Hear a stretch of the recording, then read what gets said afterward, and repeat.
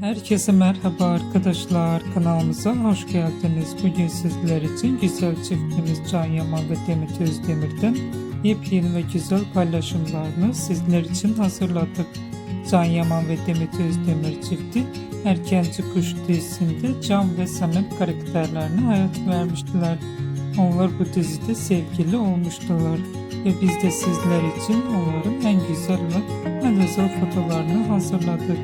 Bu videoların devamlı gelmesini istiyorsanız kanalımıza abone olup ve videolarımızı sonuna kadar izlemeyi unutmayın. Herkese teşekkür ederiz.